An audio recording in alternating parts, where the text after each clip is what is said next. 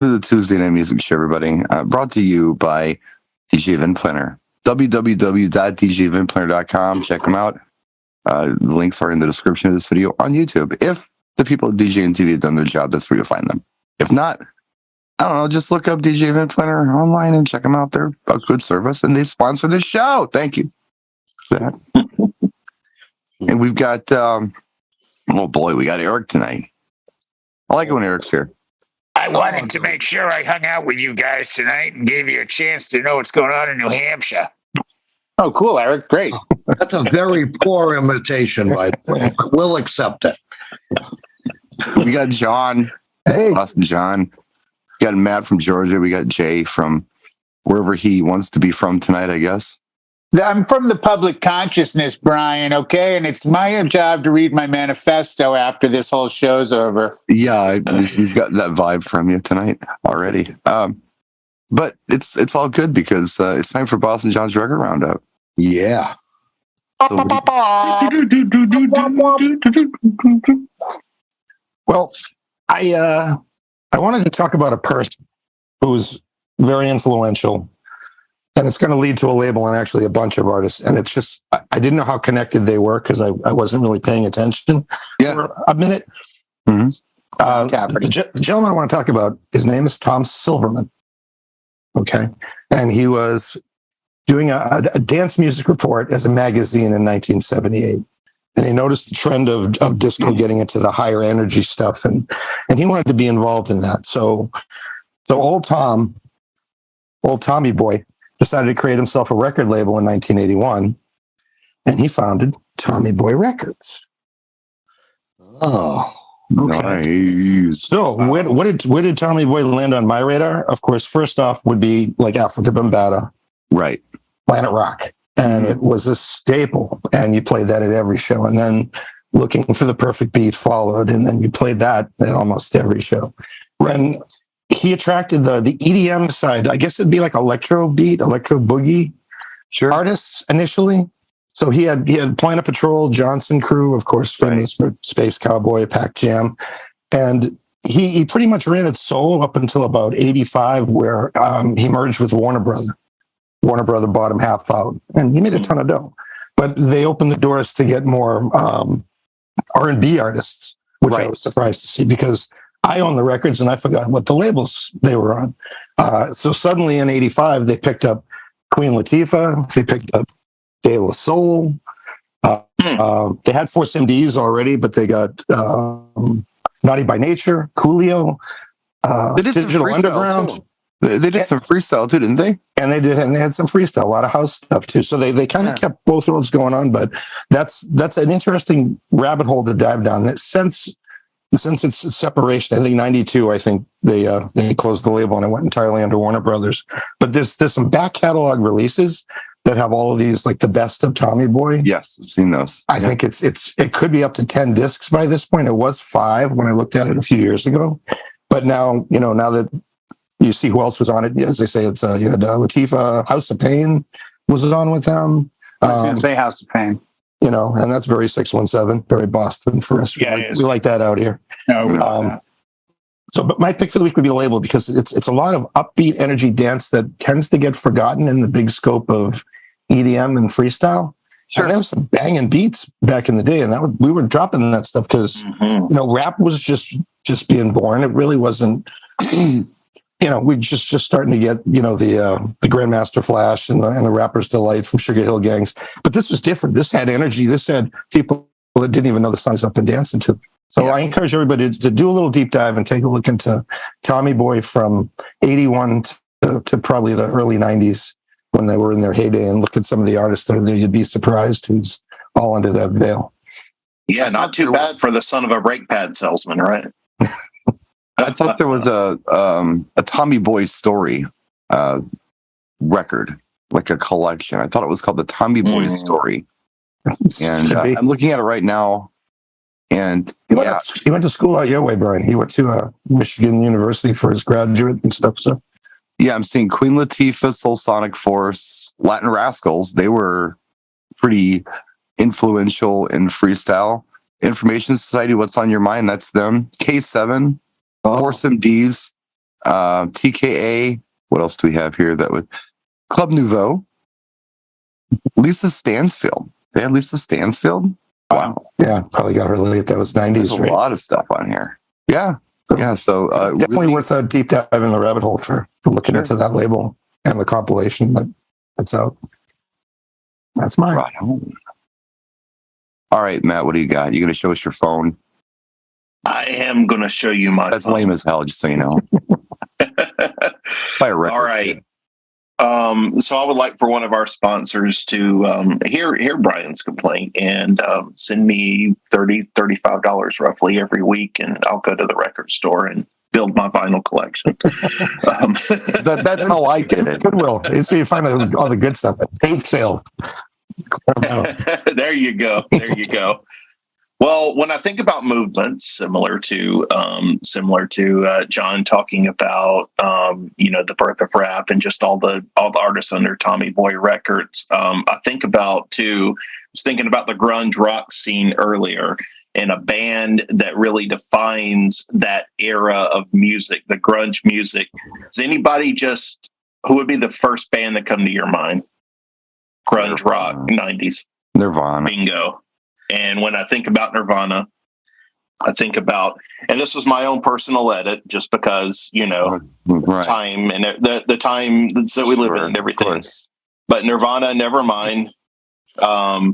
And I think about just what a defining album that was for that band too. Smells Like Teen Spirit, In Bloom, Come As You Are. What else did I see on there? Something in the Way.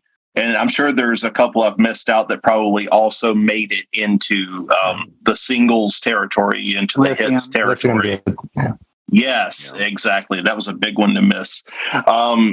So that's really a band. And they birthed, who's probably my favorite band, the Foo Fighters, were begotten out of the tragedy that happened with Nirvana. So definitely a lot of appreciation for them. And what these three men just brought to the scenes of grunge and rock and roll and just everything else that the Foo Fighters have dipped their hands in since. All right. Nirvana Produced by Butch Vig from Garbage. Is that who discovered them? Okay, awesome. No, he produced Nevermind. Oh, They had two albums before that, notably Bleach. That was one that got him on everyone's radar, was Bleach, the album before Nevermind. But Butch Vig came in and produced it. That was a very well produced album. Yeah, it was. I had no time for it at the time because it was really just kind of Wasn't your over my sandcastles. Well, no, it was screwed up because I was working down the same club I'm working at now. Back then, it's like, okay, where are the radio energy songs? Because they went away for a while because everything was so focused on that.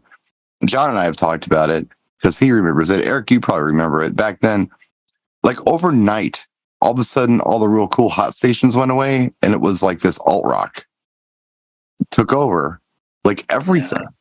And all the, 1 minute I was listening to CeCe Peniston, and the next minute it was like, what is this stuff? It was all the sad stuff. Yeah. Well, it's the same thing to the 80s. I don't like the term big hair, but I get it. But that same hard rock, fun party, get a girl, get a car, music that the 80s was famous for, grunge came in. I mean, Warrant tells a great story of went to Warner Brothers in New York, and there was Cherry Pie up on the wall, and they came back a year later, and there was Nirvana. Like literally, like in a year's time. It was like, hey, thanks, but no thanks. It was big changes. It was big changes. Huge. It was interesting because it did force me to deep dive. And it wasn't spoon fed to me. I didn't just, radio hit, I'll play this. No, I had to find stuff. So it was a challenge. It was kind of cool. And, I started doing some house stuff, just a lot of throwback stuff. And there was, the trance was coming on the scene at the time. That was interesting. I was playing that. There was still energy stuff going on in Europe, and I was getting that.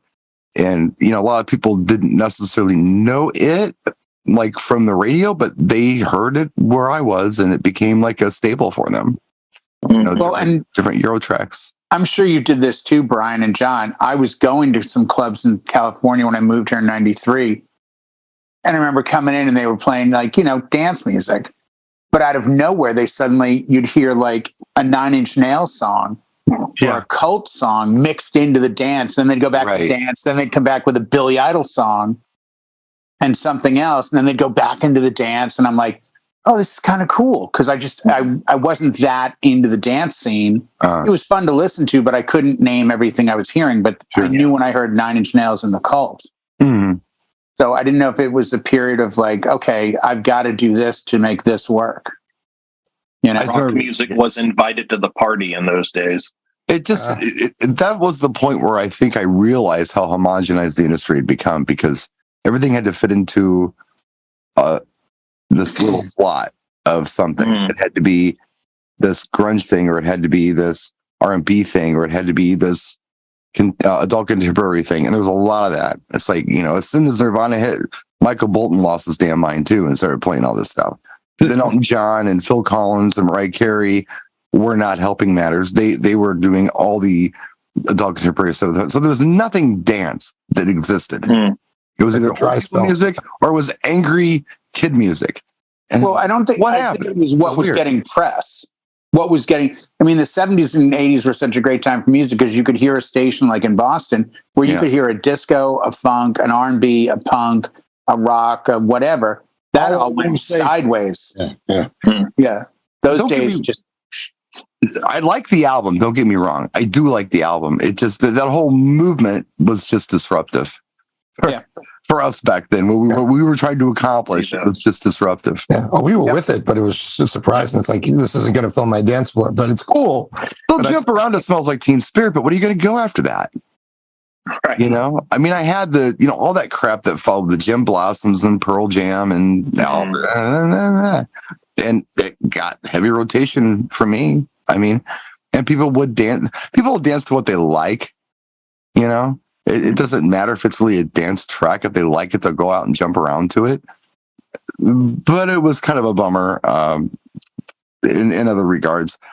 It was great if you were doing like deep cuts, if you were in a place where you felt like you could go and do those deep cuts. But if you were somewhere where it was more mainstream, that was a weird place to be. And that's when I started doing the flashback stuff.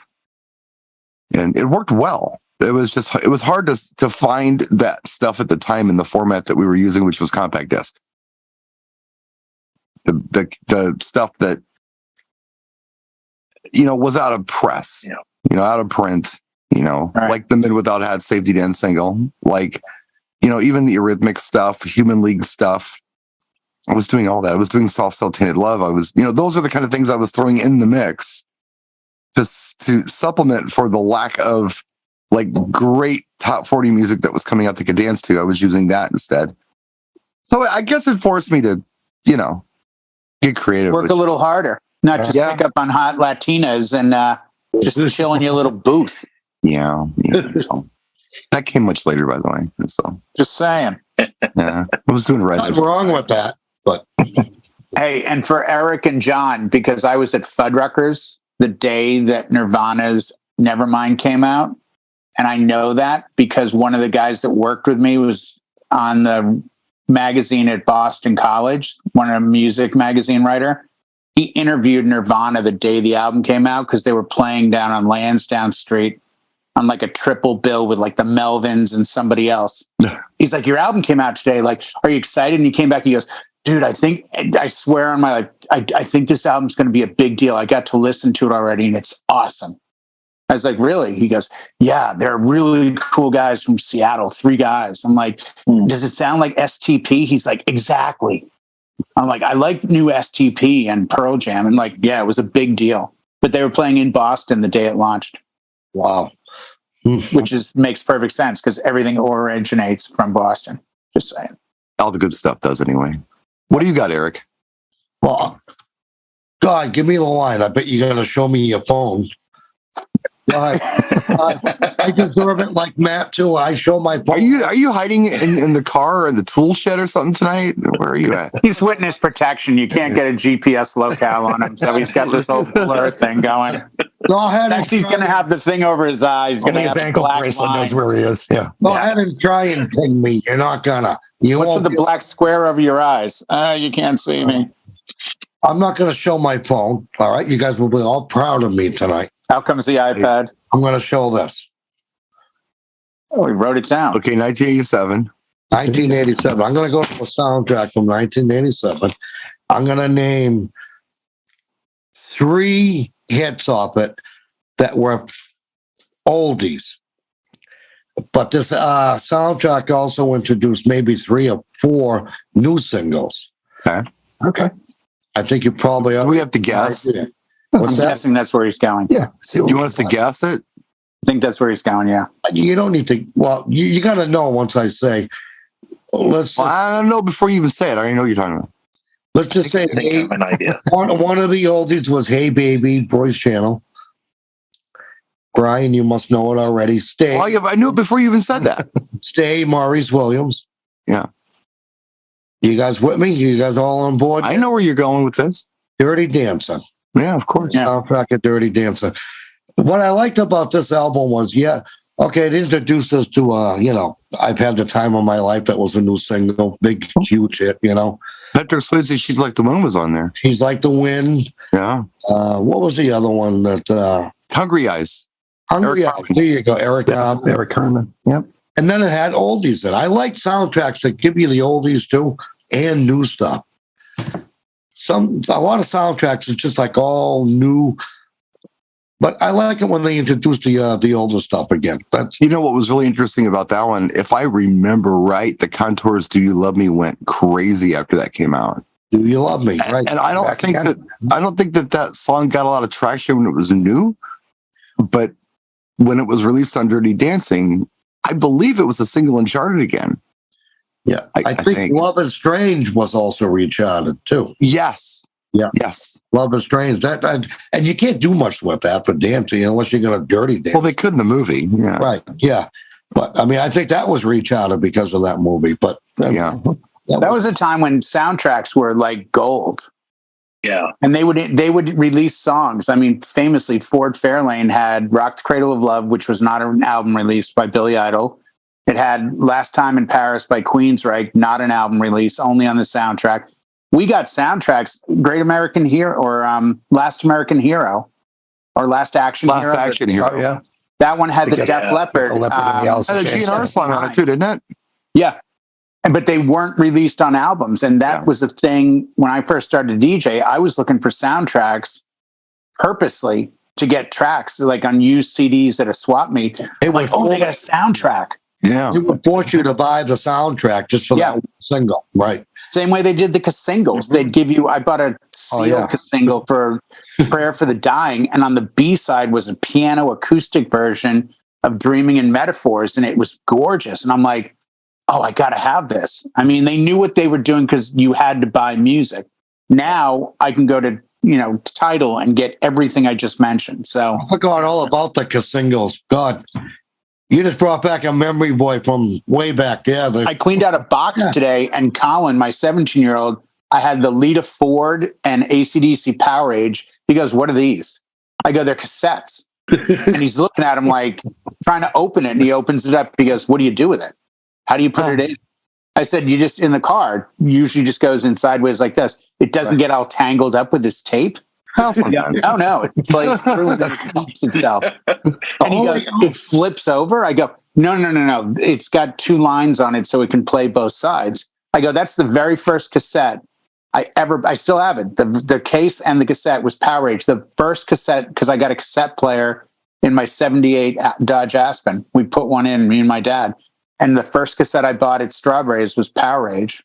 And I drove around like I'd been given the keys to a house and $1 million and a hot wife. Like, look at me. Yeah, I'm playing a song. Crack the window down. I can hear that song again quickly. I don't have to skip through 4 programs. No, I know. And try to write. Yeah, and it was fancy if you had a cassette deck where you hit eject and it came out slowly. That was fancy. Oh, I never had that. That was like posh. And if you had a cassette player that automatically flipped the tape over without taking it out and flipping it, that was boss level. Oh yeah, that was where you had the like A/B button or something. Yeah, you were like Don Johnson or somebody if you had that kind of stuff. And then you have the cassette players where you say, "Okay, 5," it'll go down to track 5 and stop playing. Oh, geez, that's a dream. Those were great. Those were great. Yeah. What was the hi-fi store in Boston that not Techniques, but something with a T. It was Tech Hi-Fi. Tech Hi-Fi. And every year, Brian, they would come out with a catalog. Mm. And it would go from like the least expensive setup to the most. And they would be those blurry, like kind of Vaseline Playboy photos of like the setup. And you'd see a guy and a girl in the back talking. Like and they'd be blurred. And it would be like the new Kenwood receiver, AM FM, built-in unit with a turntable on top and speakers on the bottom for like $189. Then they'd go up to like $20,000. And that one had the cassette that popped out and spun. Right. Nakamichi. With like Bose speakers. We've given you 901s in each corner of the room, as well as 802s that hang from this. It's like, and you read through it like, oh my God, I can't imagine having that kind of money. And now it's like, I have $200 earbuds to do everything that thing did. Yeah, my brother, as well, some of you know my brother's with me, and he's a bit older than I am, but he's definitely a boomer child, and he's still drilling over like clipped Cornwall speakers and stuff. Yeah, like okay, yeah, he's I'm gonna get myself a set of Cornwalls, another set of Heresies. I'm like, we have a set of Heresies. I had them for a while. Now you have them. He bought them originally, then I got them, then he got them back. But he wants that old school stuff. We had a place here called Flannery and Halfsus, and that's where you bought your high-end stuff. Right. Like, you would go there to get ideas, and then you would go like to Best Buy to like buy the cheap stuff, Because I mean, I never had money I did buy some stuff at Flannery, so now that I think about it, I bought a TV there. I did buy a TV there one time, but yeah, that was $high stuff. The problem, Brian, now is, and I said this to my kids the other day. In high school, we had a kid who had this beat to crap, like 69 Dodge something. Just beat up, paint didn't match up, but he had the best stereo. And no one looked at the car as a bad car. He had like $2,000 worth of stereo gear. Now, nobody looks at that comparative. No. Like you have a total S box, but you have a killer stereo because I'm renting, the cheapest Ford or Chevy they make, renting it from Hertz, and you get in and the surround sound sounds like an IMAX theater. I had just the ugliest turd brown 78 Thunderbird ever made. And it got 8 miles to the gallon, had a giant engine in it. It was a slug. It was a terrible car. I hated it. The two-door with the 30-foot doors. Yeah. And, I put music in it. It was something left over from my siblings in the garage, So I took the stereo equipment they had and put it in the way I knew it was supposed to be put in. It was ridiculous. It was amplifiers and good speakers and shit. And I remember my senior year of high school, that's when Soul to Souls Keep On Moving came out. So I was pulling into the parking lot every day with like Keep On Moving just bumping. and somebody could say, hey man, you might want to, hide your stereo or put an alarm on your system because there's been a lot of stereo robberies around here. I'm like, well, why would you say that I have an expensive stereo in my car? It's like, well, we hear you every morning. I'm like, oh, well, that's old stuff, but thank you anyway. Yeah, that was a big deal. The car stereo. No, a hi-fi thing isn't a thing anymore.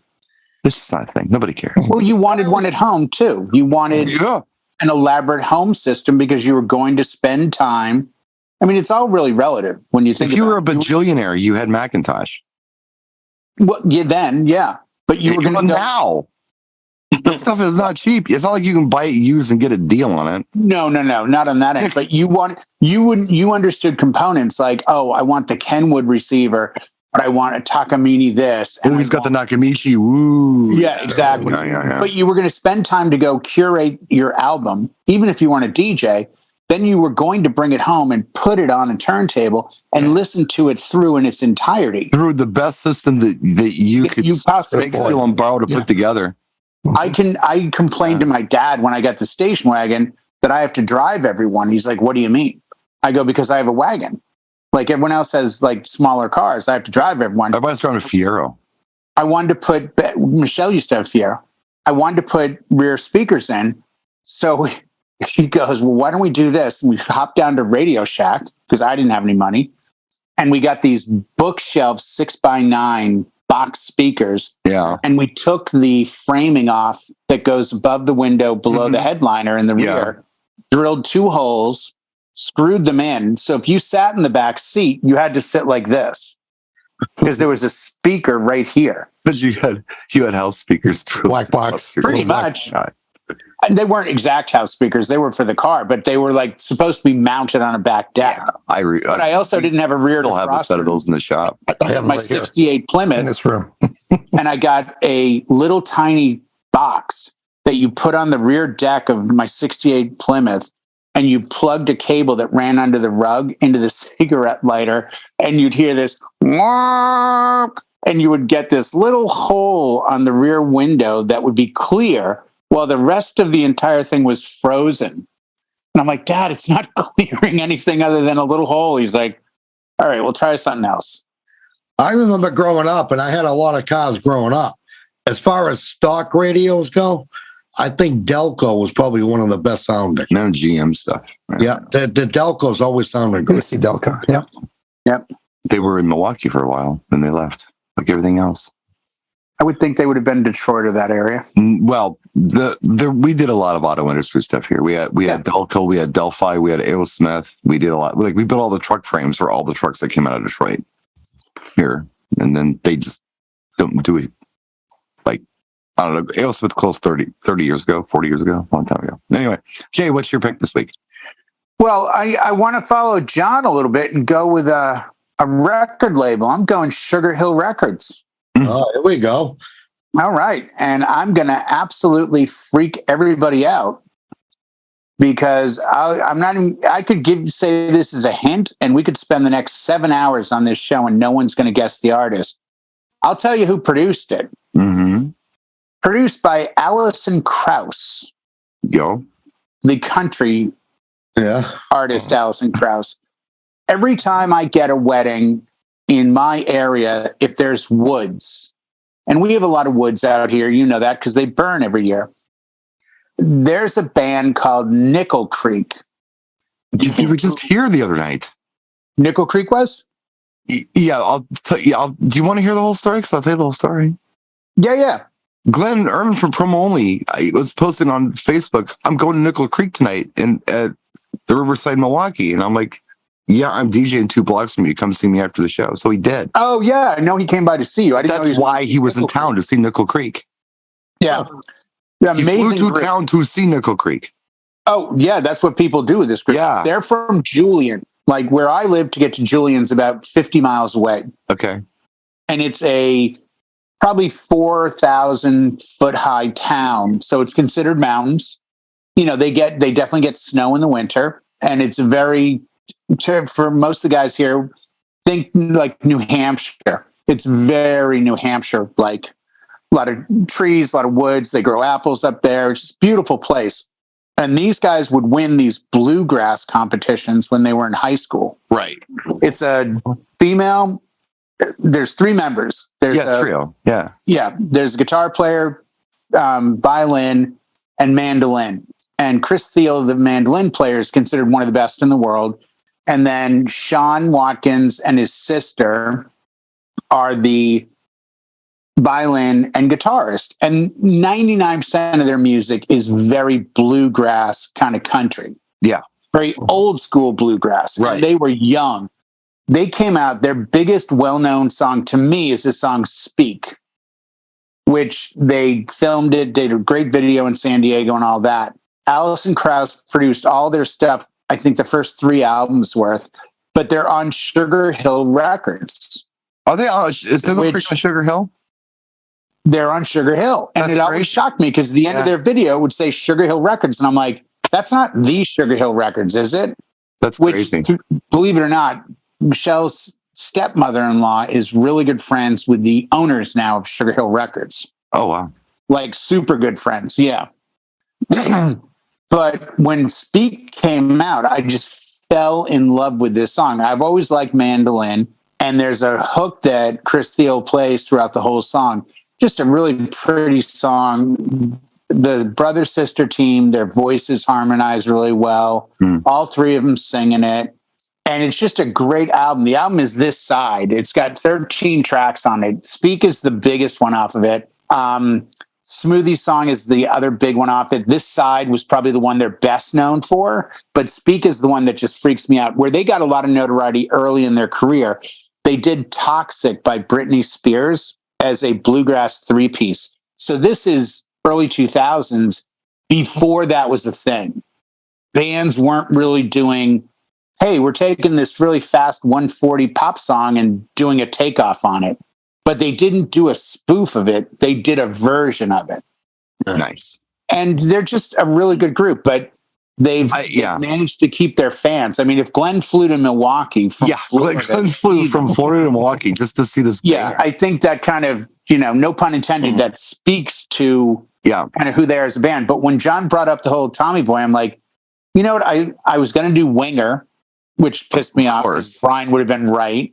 Yeah. And then I'm like, I'm going to switch gears. I'm going to go with another Sugar Hill Records group. And that's Nickel Creek, which that's very interesting, though. That I absolutely find this interesting, Jay. I figured this would save me from the all right, I'm doing Winger this week. Them hair bands in the 80s, they were pretty good. And the guitar player for this band was also Does anyone that know if band. I've done Aerosmith Live bootleg again? Having a reunion tour, and Yeah.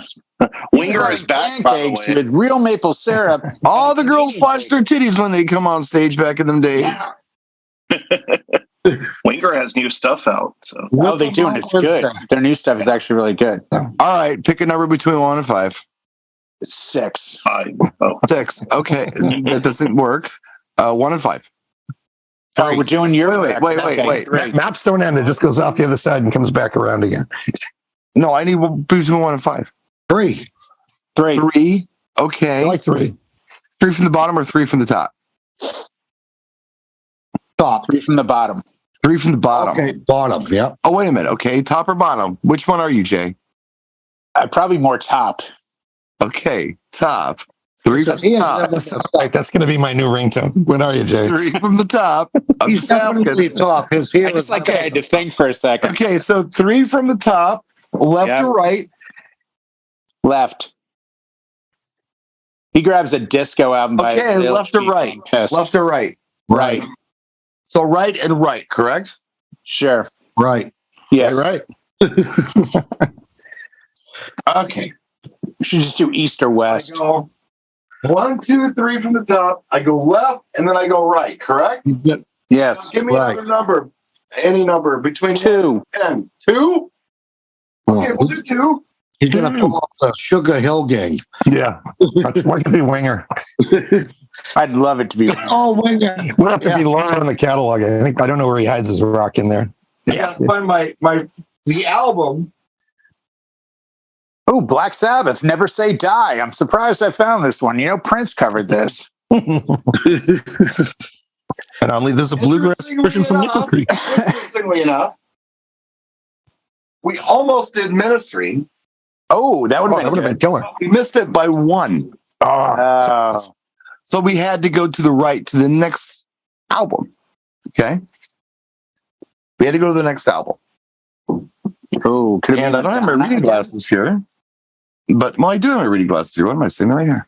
I have a light on. Interestingly enough, my brother and I were discussing this gentleman today because he's from the Milwaukee area. Violent Femmes. And when he was young, his parents were musicians, right? So, and they were into the music scene and stuff in Milwaukee. Is this Donnie Iris? And when he was young, his uncle would come over and teach him guitar when he was like 6 to the time he was like 14. His uncle came over and gave him guitar lessons. His uncle was from Waukesha, and it was Uncle Les Paul. And the artist I'm talking about is Steve Miller. Yeah. Steve Miller, Fly Like an Eagle. I was going to say Steve Miller. Yeah. What a joker. That was. I don't know if that's this album or not.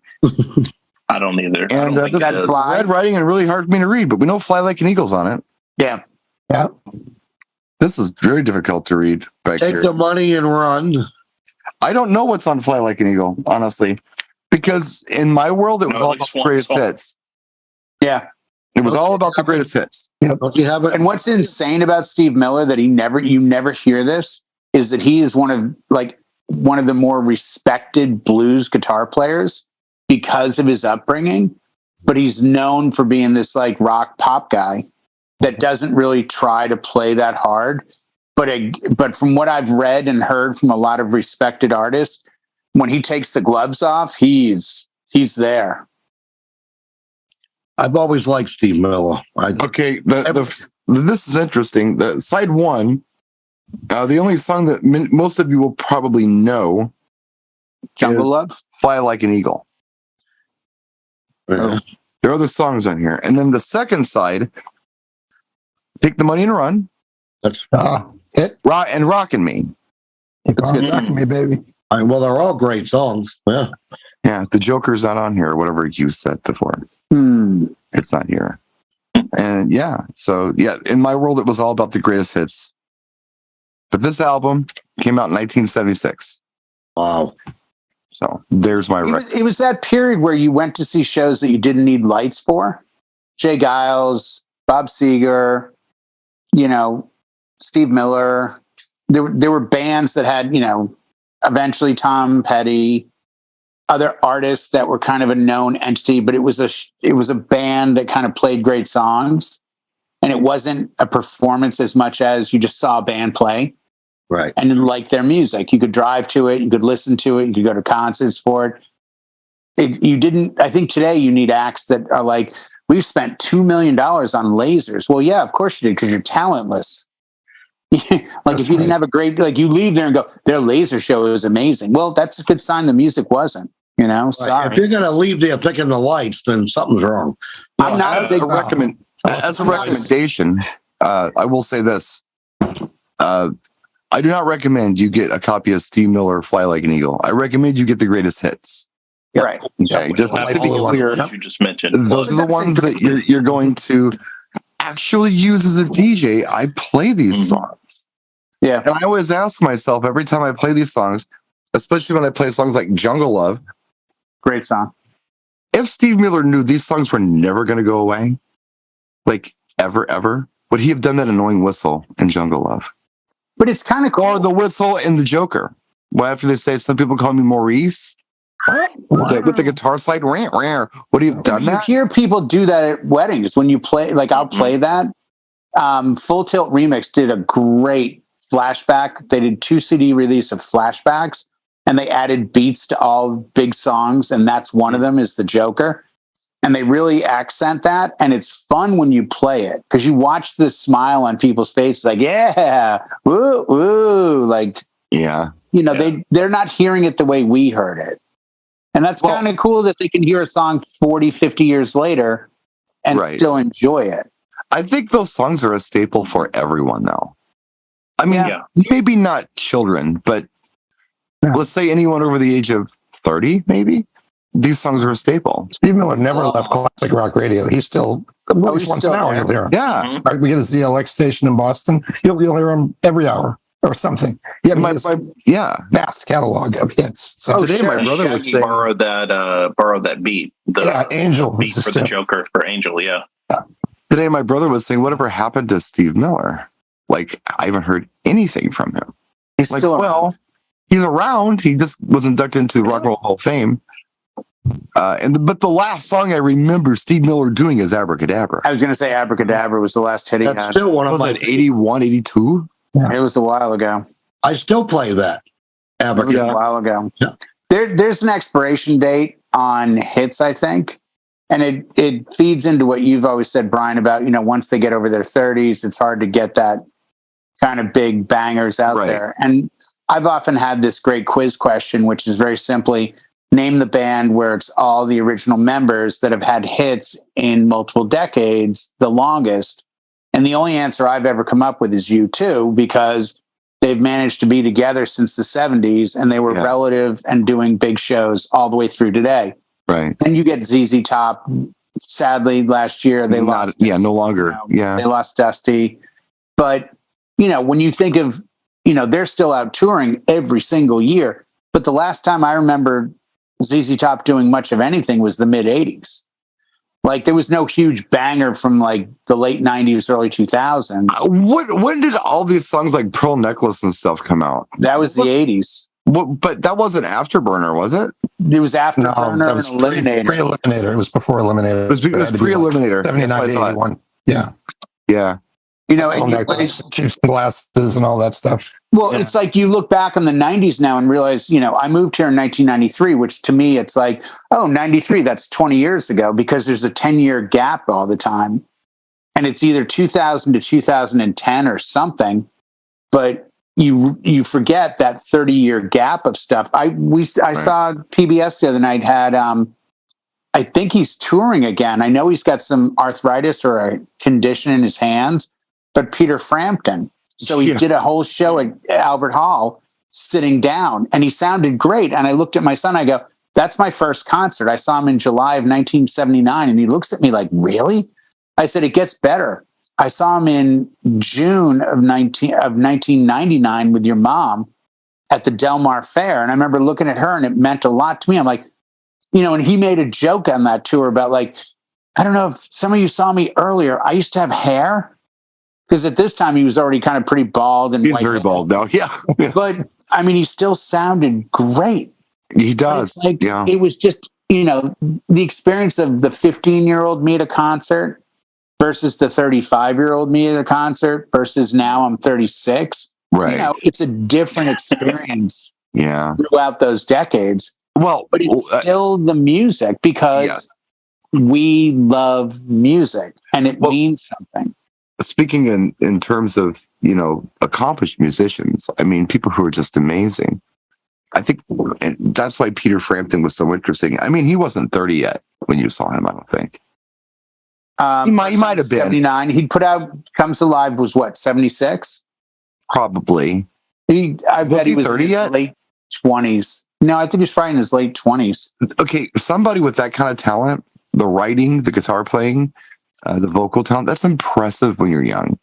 Oh, It's yeah. not impressive when you're older, It's a given. Well, and he came out of Humble Pie.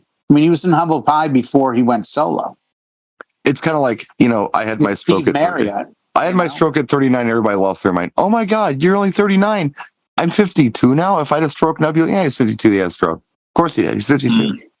That's what old farts do. They have strokes. So it's more impressive when you're young to do things than it is when you're older, I guess. Well, you know what? I just said late 20s. He was born in 1950. So when I saw him, he was 29.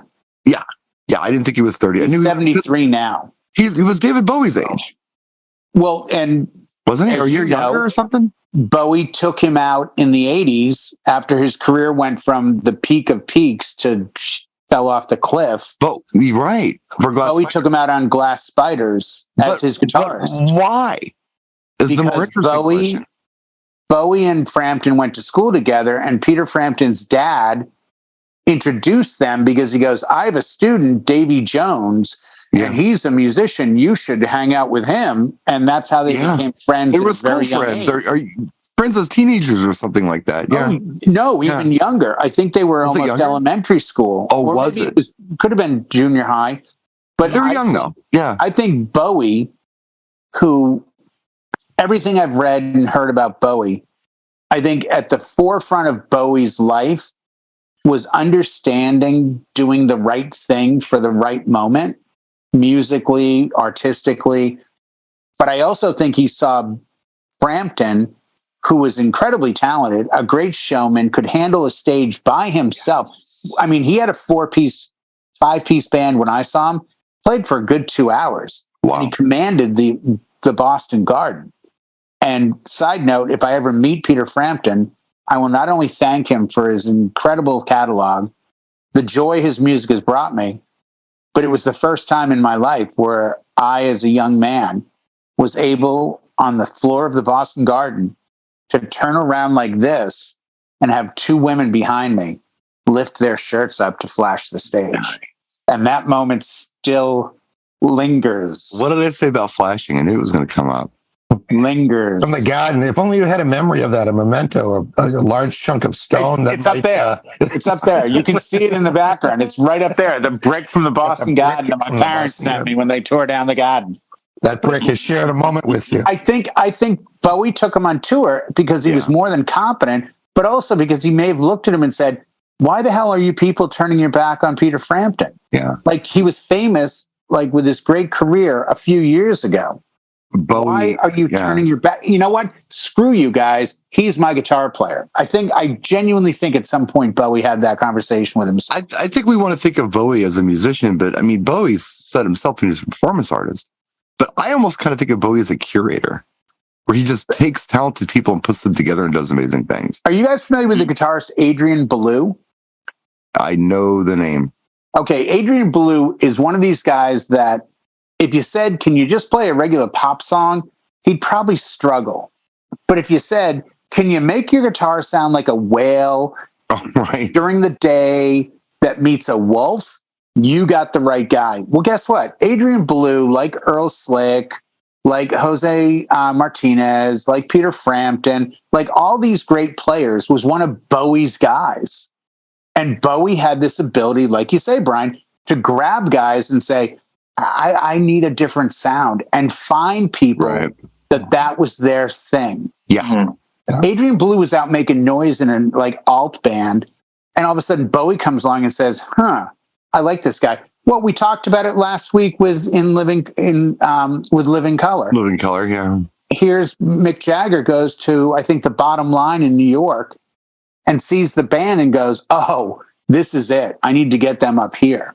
Right. I mean, it speaks to how qualified great musicians and performers are in understanding what great quality music is. The Stones took Guns N' Roses out on the road well before they blew Appetite up. They were on their way, but they had not become the household name yet. And the Stones took Prince out, and it didn't work out. And they took Sheryl Crow, and they took Santana, which is a bad example because Santana played at Woodstock. But well, wait a minute. Well, when did they take Sheryl Crow out? Sheryl Crow was one of their openers, I think, in the 90s. Okay, because I know Michael Jackson was using Sheryl Crow as a guitar player in the 80s. Doing background. She's the one that does the... She's Dirty Diana, isn't she? Dirty Diana. Solo on that? No, I think that's... Steve Stevens, the Billy Idol guy, isn't it? It's either Steve Stevens or Jennifer Batten. No, I'm talking about the touring guitar player. Oh, Jennifer Batten was his touring guitarist. I thought it was Sheryl Crow. Woman. No, she can't do it. That stuff. She can chord it. She can play chords all day. She can't do those solos. That's this girl, Jennifer Batten. Maybe she was just doing rhythm and vocals then, huh? Yeah, I think that I know she was doing background. I don't even know if she played. He's had Orianthi. He's had Jennifer Batten, who are two incredibly, incredibly good guitar players, but were overshadowed at all times because they were women, and it was still not a thing to have these women. When Michael Jackson died, that famous video you see of him on stage doing the run-throughs, that's Orianthi. That was his guitar player. Well, that was later, though. No, it was. But before then, he had Jennifer Batten. She had like the spiky blonde hair.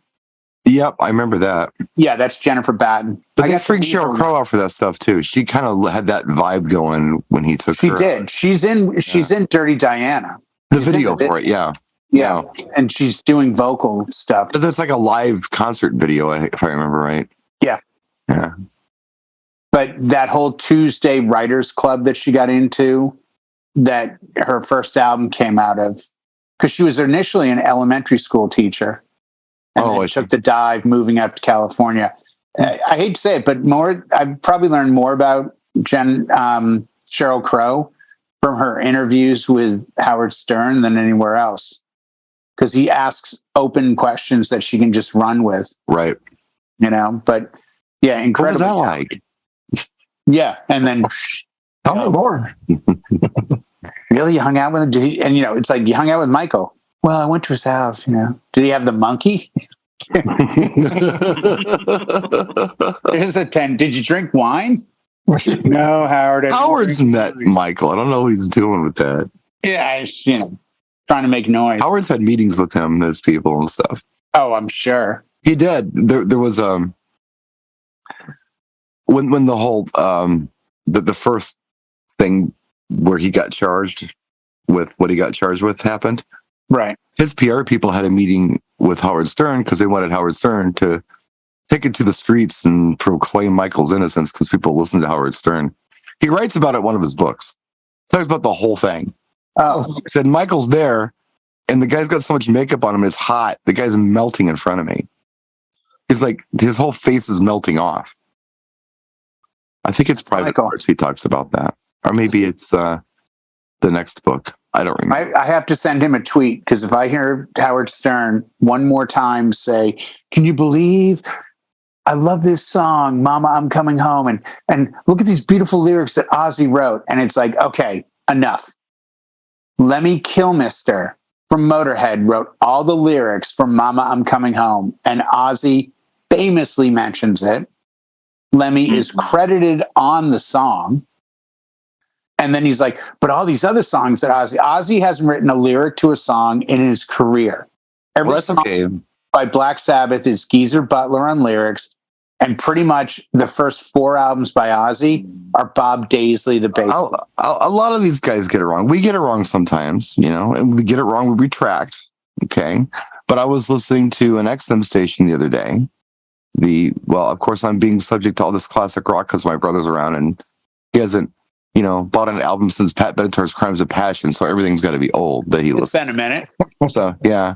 So they were talking about the song off of Rumors. It's really good. And they played Silver Springs. I'm like, Silver Springs was not on Rumors. That's not on Rumors. No. That's not one of the 4 songs on Rumors. It was, but then the next day, I think it was a different DJ was on. It was today, actually. Yeah.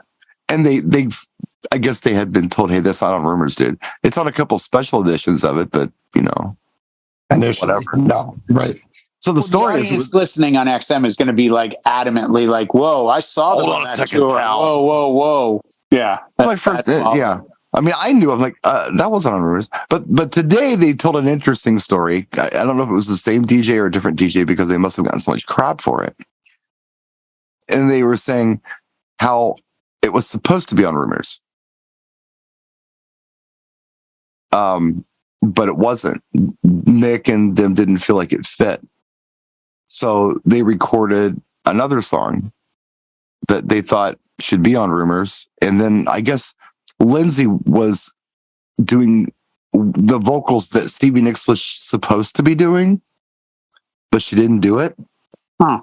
The hell song was it? Was it Never Going Back Again? The acoustic number he does that Lindsay does? I gotta look at the track listing now. Did she do it as well? Stevie Nicks came back and redubbed some of her. Oh. I can hear that playing. That's the real plucky one, right? Yeah. Yeah. Never Going Back Again. Is that what he said? Yeah. Let me just. I'm not talking out of my butt. What? No. No. I'm wrong.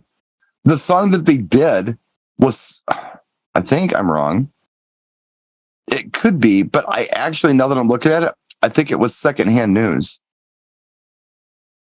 that they did instead of using Songbird. Oh, or not Songbird, but Silver Spring. Silver Spring, yeah. They did Secondhand News. Lindsay's thing is, what is it? Big Time? Big Love. Big and Love. The Fleetwood Mac song. Piece. Yeah, I love that. No, it's he does a solo on the Chain concert, but that was a Fleetwood Mac song. That was off of Mirage, maybe? That's an old one. No. Is that Bob Welch days? No.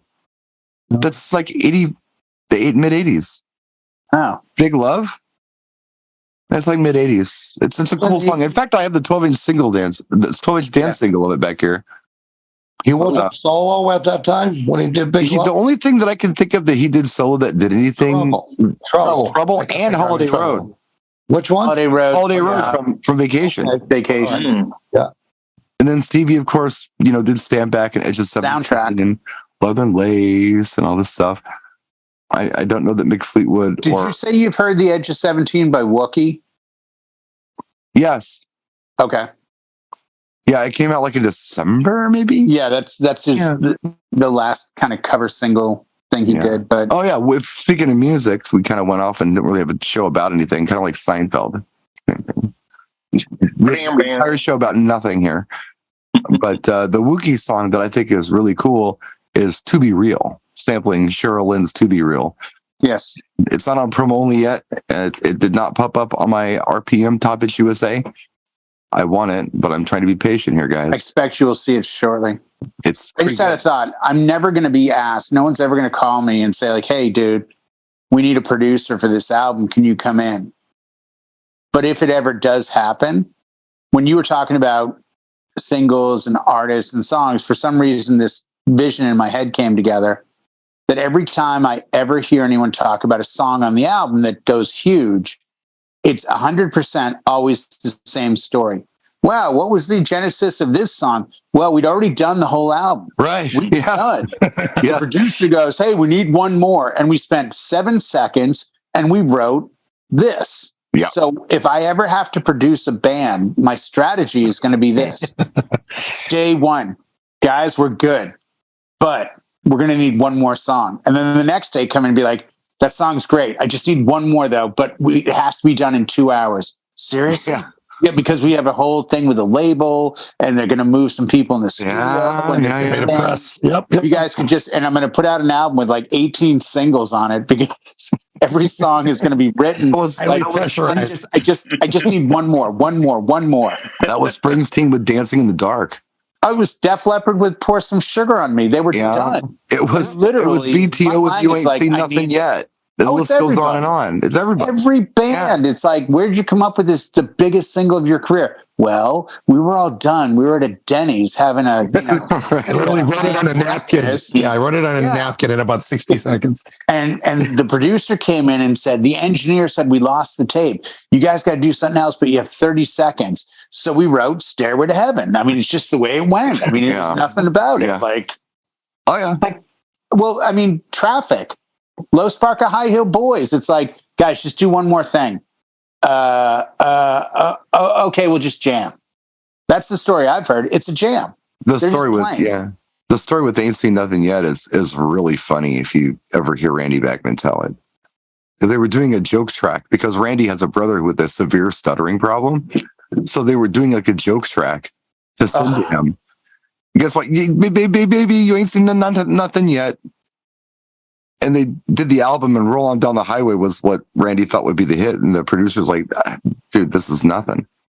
And the guy in the engineering booth's like, "Well, we got another one." They're like, No, don't show him that one. That's a joke. And they played it for me. He's like, "Guys, you're going to be performing this song for the rest of your life." Yeah. Thank God. What do you mean? Professor That's Rock terrible. did Like, a big no. This is a hit. And you're going to be playing this song for the rest of your life. This is the one. Get used to playing this over and over. One. This is the encore. I see the other day, and they said it was a throwaway track they did. It was, I for the life of me can't remember who it was. It was some band. It was their biggest thing, and it was literally like a throwaway track. They did 2 versions of it, and the release was one of the 2. Oh, it may have been Neil Young and a Howard Stern interview because he loves Neil Young and he does really good interviews with him. And he's like, "Well, what about this track?" It's like one of your biggest tracks. Like, "Oh, that we just did that, and I didn't really like it." And then, like 2 months later, we came back, and I think I added a vocal. But I'm like, "Yeah, I don't want to put this out," and it became like Old Man or something Needle and Damage Done. Oh, And then yeah. one run. That was a one run. Like, here you go. Yeah. All that stuff sounds like it's supposed to be from a movie. All that stuff. But Sugar you know the Mountain, difference, Neil Brian? and Damage Done. It sounds like it's like a movie soundtrack that we never saw the movie to. It does, because he's one of those artists that is a very visual. Yeah. I remember sitting in Saugus, Massachusetts on a back patio late at night with a Walkman listening to, I think it's called World Machine by Level 42. Yeah. It has Lessons in Love, Something About You. Mm-hmm. And listening to another track on there that I can't recall. And just, if I closed my eyes, I could see like kind of a Vice Beach scene and the guys in all white with the wind. And I'm like, man, every song in this album is so visual. It wasn't just music. I can't think of an artist, and I'm not a big Neil Young fan, just to put a point on that. But Live Rust was a staple in my family. My mother had it, my brother had it, my sister had it. It got played a lot. Yeah. So it was like all those songs. And I always thought there's a movie I haven't seen Well, wasn't that a movie for him? Wasn't it like a concert movie? It might have been a concert. It might have been a concert movie. If it was, I never saw it. But think it was. But the stories on all of those songs totally belong in the movie. So now that Neil Young sold his catalog, which I know he's done, and he's all bent about it because people are using his stuff for commercials now. But that's what you get when you sell all your music. And what's funny is he tells that story, and he goes, because it gets brought up. He's like, Bruce Springsteen sold his catalog for like $300 million, and Bob Dylan sold his catalog. Everyone's selling their catalog because it's worth money, right? But Neil Young goes, Howard Stern says, "Aren't you afraid it'll end up in stupid commercials?" And he goes, No. And it does. I didn't sell the whole thing. I've retained some of it, but I sold it to a trusted friend, and that won't happen. And I'm like, dude, we're talking hundreds of millions. How are they going to make their money back if they don't sell it for that? Of course it will happen. When you buy something. Here's what I'm going to pitch. I'll pitch it on this show. Okay? Yep. Now that the album's up for grabs and Neil has nothing to say about it, and Hollywood's looking for stuff to do, how about you write a movie based on some of those songs? Oh, God. Can you imagine? How about that? Money there. Absolute money there. The soundtrack is there. Now take all those songs and write a movie about those songs. I'll give you the director, P.T. Anderson. He talks about Johnny Rotten. P.T. Anderson. And Rock and Roll Will Never Die. Can you imagine? P.T. Anderson from Boogie Nights and... it'd be a movie about punk rock. Yeah. It's what it would be, and the soundtrack would be Neil Young. Neil Young is credited with being, just like Johnny Cash, Neil Young is the grandfather of punk. Ask Pearl Jam. That's what they call him, the grandfather of punk. They adore him. If they're not calling Johnny Cash the grandfather of punk that day. I think Johnny Cash, Mike Ness is calling him the grandfather. I mean, Johnny Cash is ground zero for punk. You don't get punk without the Man in Black, bucking the system, talking to prisoners, writing songs about prison and all that. You don't have a punk movement without that. Neil Young came along and bucked the system on his own way of like, I'm not putting up with this. My friends died of heroin, 4 dead in Ohio when he was with CSNY. It's that same sort of independent vibe thing. Neil Young's big song and dance thing now, and it has been for years, is quality music. He's into this, like, forget. I want Zune thing. I want Zune with like high resolution. That's his player. Yeah, he did. I mean, that's his thing. Yeah. He's married to, by the way, Daryl Hannah. Mm-hmm. Yeah. Still kind of a babe. I dig Daryl Hannah. Oh, I love her as an actress. Nothing wrong with that. She was crazy good in the Kill Bill movies. Oh my gosh, she was good in Splash. She was good in everything. Yeah. Oh boy. Okay, we need to end the show now before we start. Before I start giving too much information. So Daryl Hannah tribute show on Brian S. Red's channel. Yeah, the after hour. We're ending the show now. Real quick, Brian. One of the things I want to leave you on real quick is this. Yes. I'm not saying there aren't great new from Jay Brennan. Okay, go ahead. I'm not saying there aren't great new artists. But what I'm saying is we all seem to understand the passion and performance of all the artists we've mentioned tonight. And the one thing they all have in common, none of them lived on the music we're talking about in the digital realm. They lived in the 2-inch tape world, where musicians had to have it together, not make real mistakes, not just play a note and auto-tune and repeat it in Pro Tools and all that. We're talking about people who, when they said 3, 2, and pointed, had to deliver. And when they say they did 1 or 2 takes, it was on 2-inch tape. You could slice. Yeah. You had to be able to deliver. Well, just so you guys know, before we close the show, tonight's Tuesday Night Music Show is and final thoughts are brought to you by AARP. Okay. The lights just went off. This is going to shake your fist at the sky production. I was actually looking for the Oscars walk-off music. I was going to start playing J. Elvis. I told you that wedding. I did a wedding for a film guy from UCLA, and he gave me the track. It's called Ode to Bill Conti, and it's the actual track they play at the Oscars. And he goes, if any of the toasters tonight at the wedding talk too much. Just play this. And I had done his wife's sister's wedding a year earlier. Family knew me. They did 4 toasts. And then the groom gets up to speak and he goes, today, and just as he said today, I hit play and played it. And the place erupted because they all got it. They were all like film people. And he did a film video where he like intertwined Star Wars with his actual wedding. I mean, it was like world-class production stuff. Yeah. I played Bohemian Rhapsody is one of the last songs. And it was that kind of theater group that just lost their ever-loving minds and went ballistic. It was so much fun. So much fun. But yeah. We'll have more stories for you next week. Cool, kids. Thanks for watching. Everybody. See you then.